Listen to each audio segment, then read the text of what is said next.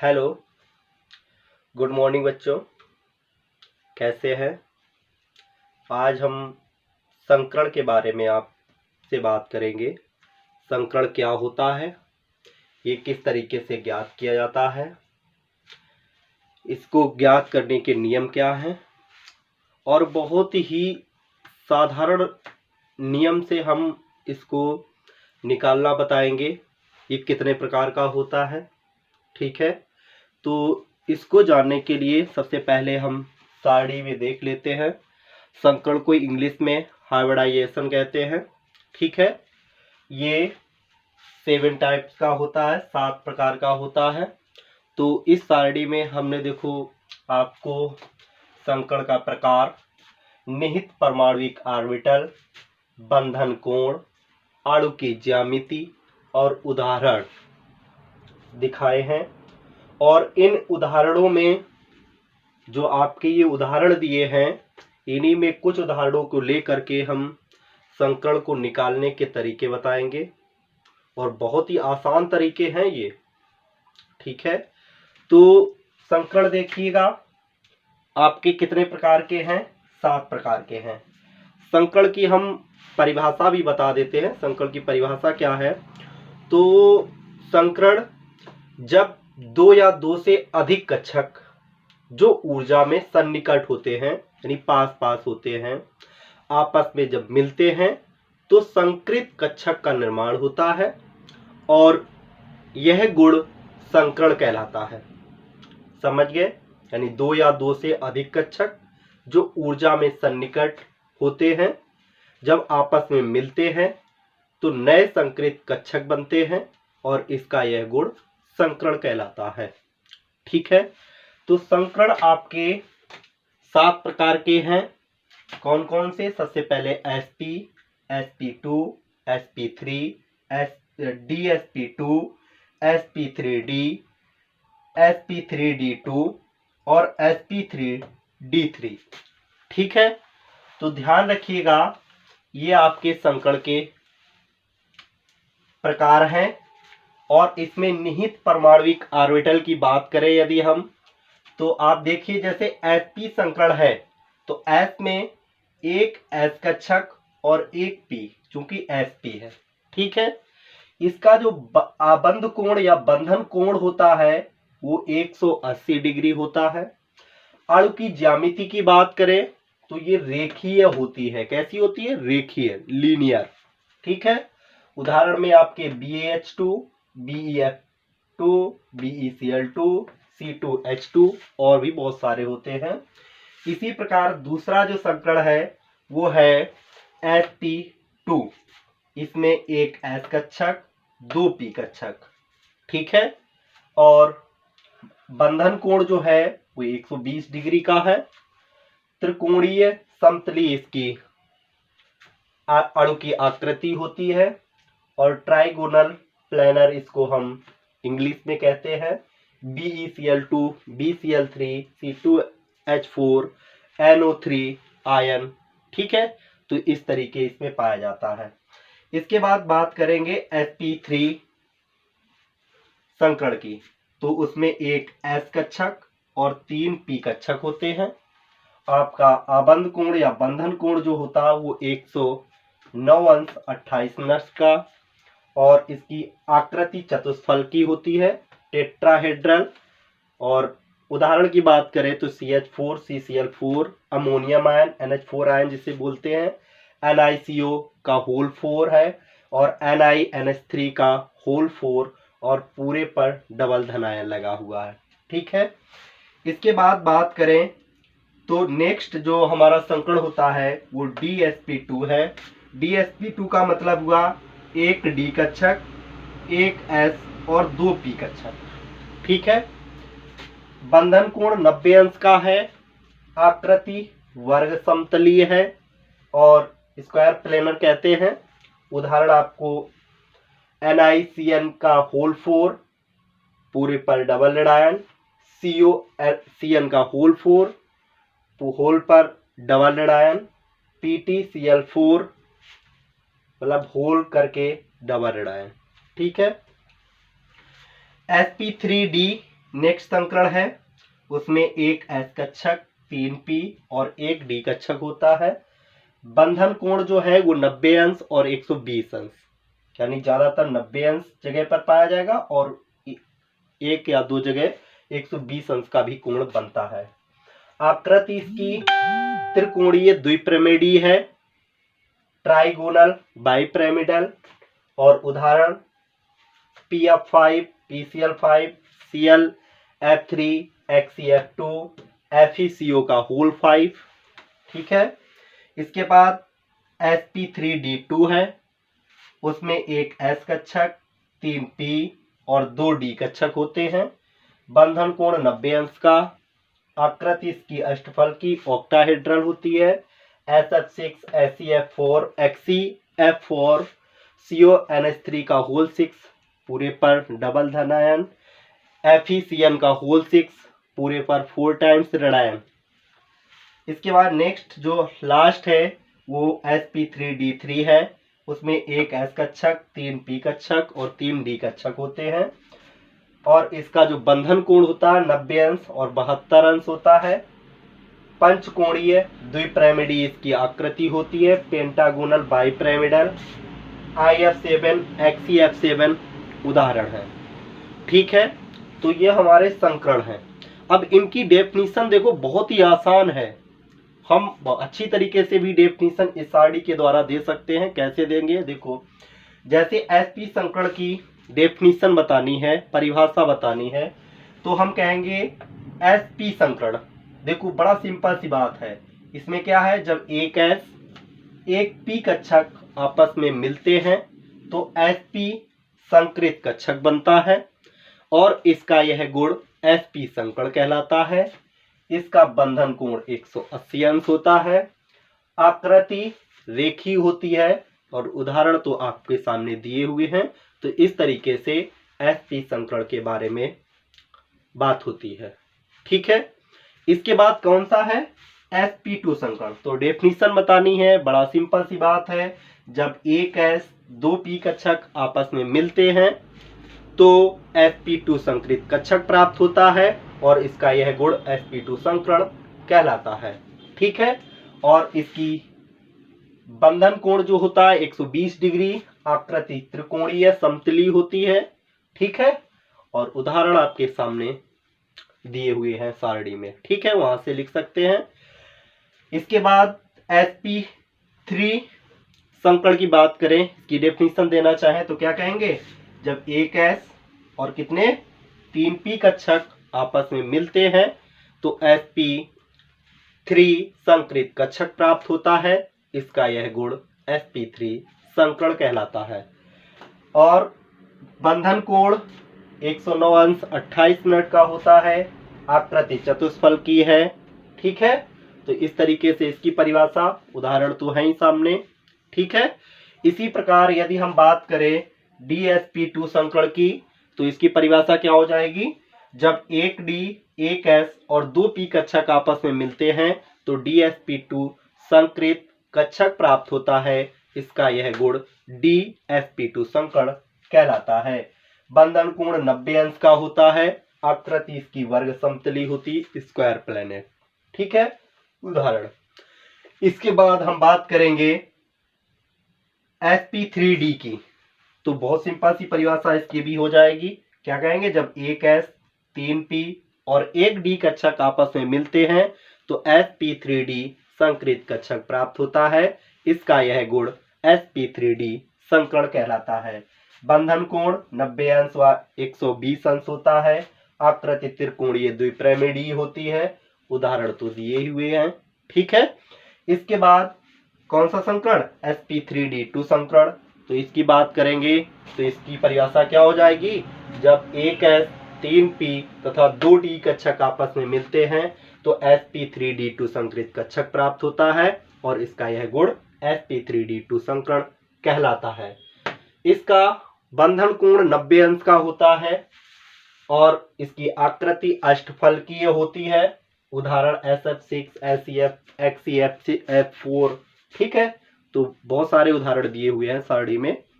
इसी तरीके से नेक्स्ट की परिभाषा sp3d संकरण की, तो इसकी क्या हो जाएगी, जब 1s 3p और 3d कक्षक आपस में मिलते हैं तो sp3d3 संकृत कक्षक प्राप्त होता है। इसका यह गुण sp3d3 संकर्ण कहलाता है। ठीक है। इसके बाद बंधन कोण इसका 90 अंश और 72 अंश होता है। पंचकोणीय द्विपिरामिडीय इसकी आकृति होती है। उदाहरण तो दिए हुए हैं। तो इस तरीके से इनकी डेफिनेशन परिभाषाएं हैं, बहुत सिंपल सी परिभाषाएं हैं। अब इनको हम ज्ञात करना बताएंगे। तो ज्ञात करने के लिए देखो, मैं पूरी सारणी को एक बार आप लोग, मैं हट जाता हूँ, स्क्रीनशॉट ले लें और पेन व कॉपी को पास में रखें। ठीक है, जितना बताया जाए उतना लिखते रहें। यदि आप पेन कॉपी को साथ में रखेंगे तो जितना लिखेंगे उसको हम बार बार दोहरा सकते हैं कॉपी को खोल करके। ठीक है, और बहुत अच्छी तरीके से केमिस्ट्री को समझ सकते हैं और याद कर सकते हैं। ठीक है, देखो केमिस्ट्री एक ऐसा सब्जेक्ट है, यदि आपने इसको समझ लिया तो केमिस्ट्री बहुत ही सरल है। कोई भी सब्जेक्ट हो यदि आप समझें तो वो बहुत ही सरल होता है। ठीक है, तो ये कैसे ज्ञात किए जाते हैं, इसके हम आपको 3 नियम बताएंगे। उन 3 नियमों में पूरे संकर्ण ज्ञात करना आपको आ जाएगा। ठीक है, तो वीडियो को बगैर स्किप किए हुए देखें। मैं आपसे एक बात कहना चाहता हूं, आप ही हमारी एनर्जी है। जितना ज़्यादा से ज़्यादा हो सके उतना वीडियो शेयर करें, लाइक शेयर सब्सक्राइब करें।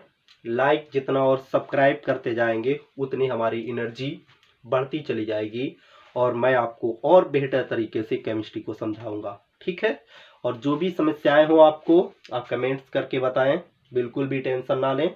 और इंटरमीडिएट वाले जो भी बच्चे हैं वो ध्यान रखें, मैं आपके लिए बहुत अच्छी चीज लाने वाला हूं।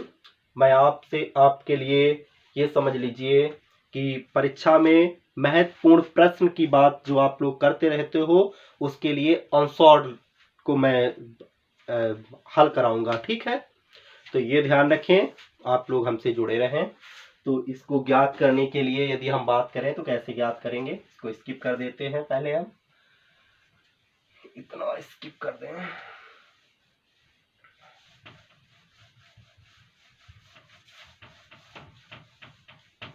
और बहुत अच्छी तरीके से ध्यान रखें कि पढ़ाई रोज करें। यदि आप रोज पढ़ेंगे और प्रत्येक सब्जेक्ट को पढ़ें, मैं ये नहीं कहता हूं कि केमिस्ट्री ही रोज पढ़ें। ठीक है, तो ये चीज आप लोग ध्यान रखें कि रोज पढ़ाई करें। ठीक है, सफलता रोज वाली पढ़ाई में छुपी हुई है, एक दिन की पढ़ाई में नहीं। ठीक है, तो देखो नियम ज्ञात करने के कैसे ज्ञात करेंगे। ध्यान रखें कि जो संकर्ण sp sp2 sp3 sp3d sp3d2 sp3d3 ये जो संकर्ण हैं, ठीक है, इनको हम कैसे ज्ञात करेंगे। एक संकर्ण और है dsp2।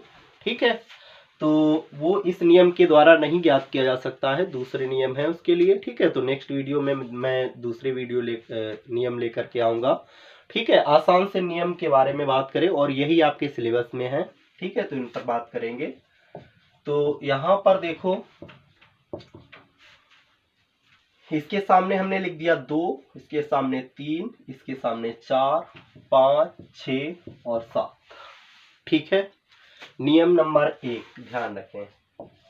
नियम नंबर 1, तो इसमें है जब,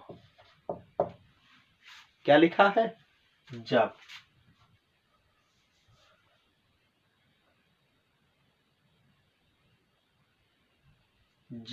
क्या कहते हैं कि मैं आपको बहुत आसान सा नियम बता रहा हूं। जब भाग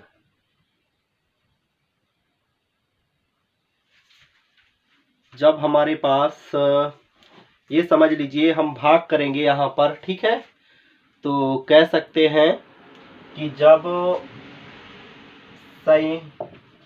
संयोजी इलेक्ट्रॉनों की संख्या, जब संयोजी इलेक्ट्रॉनों की संख्या 9 से कम हो तो 2 से भाग करेंगे। ठीक है। इसी प्रकार नियम नंबर दूसरा है, जब संयोजी इलेक्ट्रॉनों की संख्या 8 से अधिक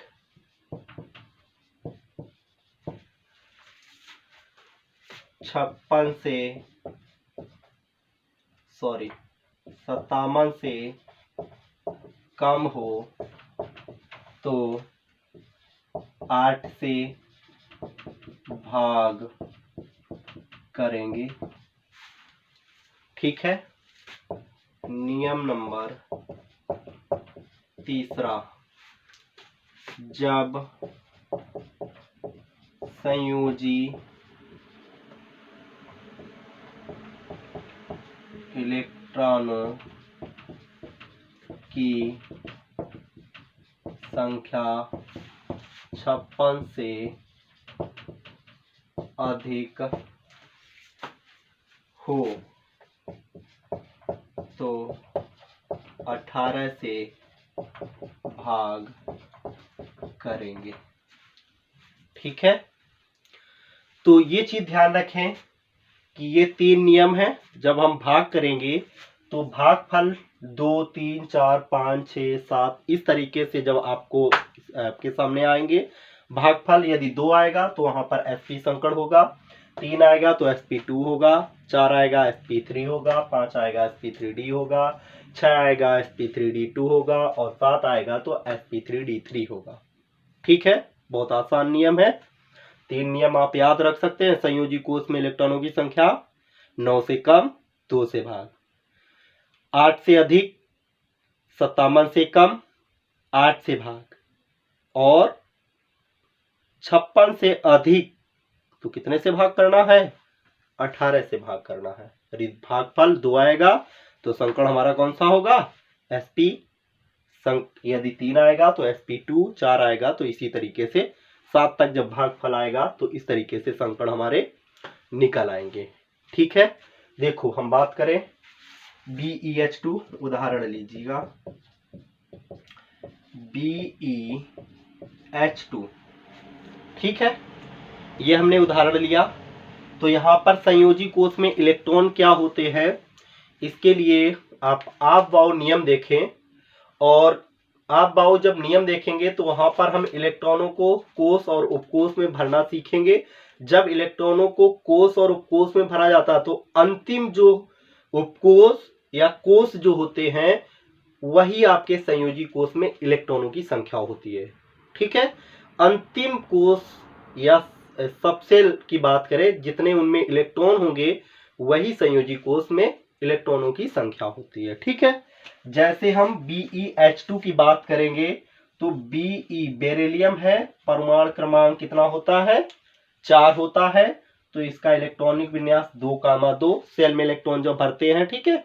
और यदि आपको नहीं आता तो बिल्कुल भी टेंशन लेने वाली बात नहीं है, आप इलेक्ट्रॉनिक विन्यास का वीडियो देखें बगैर स्किप किए हुए।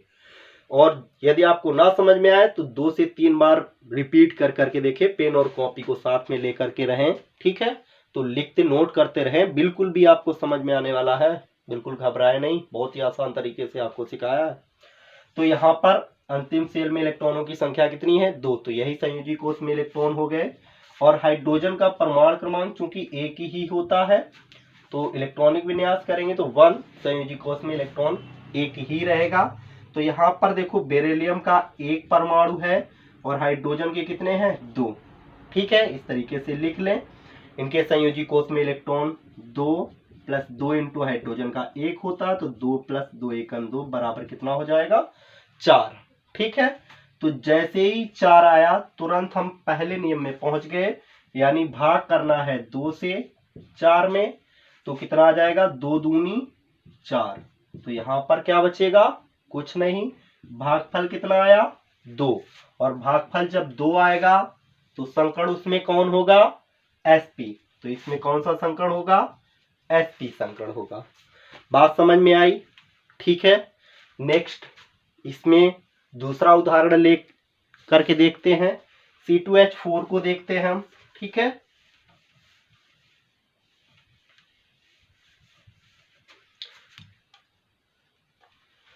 हमने लिया उदाहरण C2H4, तो कार्बन का परमाणु क्रमांक 6 होता है, इलेक्ट्रॉनिक विन्यास 2,4, तो संयोजी कोष में इलेक्ट्रॉन हुए कितने, 4। हाइड्रोजन की यदि हम बात करेंगे तो हाइड्रोजन के संयोजी कोष में इलेक्ट्रॉन, चूंकि परमाणु क्रमांक 1 है, इलेक्ट्रॉनिक विन्यास 1, तो यहां पर क्या है C2H2 है, सॉरी C2H2, क्योंकि हम संकड़ sp की बात कर रहे हैं तो sp वाले उदाहरण लेकर के देखेंगे, ठीक है। तो यहाँ पर 2 कार्बन हैं, हाइड्रोजन भी 2 हैं, 2 इंटू कार्बन का परमाणु क्रमांक होता है बेटा कितना, सॉरी संयोजी कोष में इलेक्ट्रॉन होते हैं कितने, 4, 2 इंटू हाइड्रोजन के होते हैं 1, 4 दूनी 8 और 2 एकम 2, तो टोटल हो गया कितना 8 और 2 10। तो जैसे ही 10 आया तुरंत हमने देखा नियम लगा दूसरे में 8 से भाग करना है, 8 एकम 8, बचा कितना 2, और जैसे ही 2 बचे तो संयोजी कोष में ही इलेक्ट्रॉन है ये, तो किससे भाग करेंगे, चूंकि 9 से कम है तो 2 से भाग, 2 एकम 2। यहाँ पर कुछ नहीं, भाग फलों को देख लेंगे, जोड़ लेंगे, और 1 और 1 कितना हो जाएगा 2 हो जाएगा, और जैसे ही 1 और 1 2 हुआ तो भाग फल हुआ 2। तो यहाँ पर संकड़ कौन सा होगा, sp संकड़ होगा, ठीक है। इसी प्रकार नेक्स्ट संकड़ की यदि हम बात करें तो नेक्स्ट है sp2, इसके लिए भी उदाहरण देख लेंगे। जैसे हमारा है BF3, ठीक है, तो बोरान का परमाणु क्रमांक 5 होता है, 2,3 हो गया, फ्लोरीन का 9 होता है तो 2,7 हो गया। तो यहाँ पर BF3 की बात करें तो बोरान का 1 परमाणु है और फ्लोरीन के 3 हैं, तो बोरान के संयोजी कोष में 3 इलेक्ट्रॉन प्लस 3 इंटू फ्लोरीन के 7 हैं, तो ये हो गया कितना 3 प्लस 7 21, और कितना हो जाएगा 21 और 3 24, और जैसे ही 24 हुआ, सॉरी 24 कितना हुआ 24, ये 3 है, और जैसे ही 24 हुआ तुरंत नियम नंबर दूसरा, 8 से भाग, 8 3 24, कितना आया 3, और जैसे ही 3 आया तो संकड़ इसमें कौन सा हो गया, sp2 संकड़। समझ में आ गई होगी बात, ठीक है। जैसे हम C2H4 को ले लें, ठीक है, कार्बन के संयोजी कोष में अभी इलेक्ट्रॉनों को दिखाया था, अभी हमने आपको कितने होते हैं 4, और यहाँ पर 2 परमाणु थे तो 2 का गुणा, 4 हाइड्रोजन के परमाणु, संयोजी कोष में इलेक्ट्रॉन 1, तो ये हो गया कितना 4 दूनी 8 प्लस 4 एकम 4 बराबर हो गया 12 है। नियम लगेगा दूसरा, तो 12 में भाग करना है हमें 8 से, कितनी बार जाना है 1 बार, 8 एकम 8, कितना आया 4 बचा।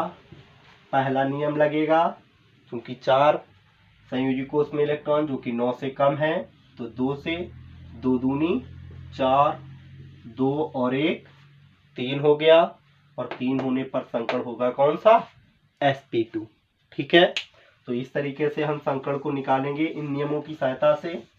नेक्स्ट की यदि हम बात करें तो हमारा कौन सा sp3 के लिए, जैसे CH4 में देख लो, कार्बन 1 है, हाइड्रोजन 4 हैं, कार्बन के संयोजी कोष में इलेक्ट्रॉन कितने हैं 4, प्लस 4 इंटू हाइड्रोजन के हैं 1, तो 4 प्लस 4 एकम 4, टोटल हो गए कितने 8।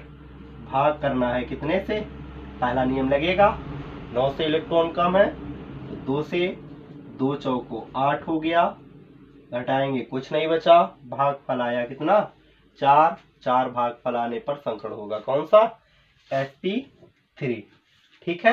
नेक्स्ट उदाहरण की बात करें तो CCl4 है, कार्बन 1 है, 4 क्लोरीन है, कार्बन का परमाणु यानी संयोजी कोष में इलेक्ट्रॉन कितने होते हैं 4, 4 इंटू क्लोरीन का परमाणु क्रमांक 17 होता है, तो 2 8 7, संयोजी कोष में इलेक्ट्रॉन है 7, तो यहाँ पर 7 का गुणा, 4 एकन 4 ही रहेगा, 7 चौक कितना हो जाएगा 28, 28 और 4 कितना हो गया 32, भाग करना है किससे, इलेक्ट्रॉन किससे कम है 57 से, तो यहाँ पर 8 से, 8 चौको 32, तो हमारा भागफल कितना आ गया 4, और 4 आने पर संकरण हुआ कौन सा sp3।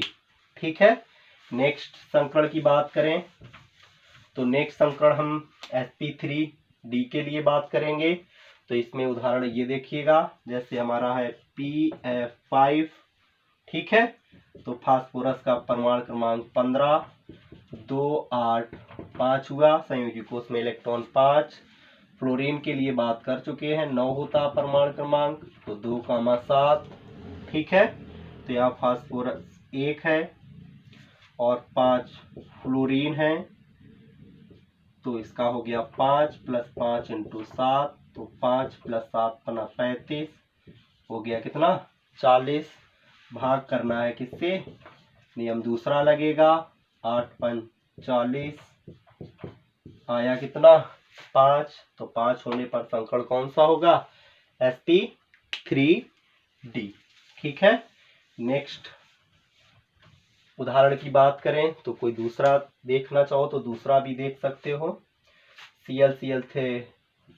ClF3 की भी बात कर सकते हैं। यहाँ पर देखो Cl का एक परमाणु, 3 फ्लोरीन के, Cl के बाहरी कक्षा में 7 इलेक्ट्रॉन, संयोजी कोष में 3 × 7 इसके भी होते हैं, तो 7 + 7 = 21, और 7 कितना हो जाएगा 28, भाग करेंगे पहले किससे, दूसरा नियम लगेगा 8 से, तो कितना हो जाएगा, कितनी बार जाएगा 8 × 3 = 24, बचा कितना 4, 4 जैसे ही बचा पहला नियम लगेगा, 2 से 2 दूनी 4, घटाएंगे कुछ नहीं 2 और 3, और 2 और 3 कितना हो गया 5, और 5 होने पर संकरण कौन सा होगा sp3d। ठीक है। नेक्स्ट संकरण की बात करते हैं sp3d2 के लिए।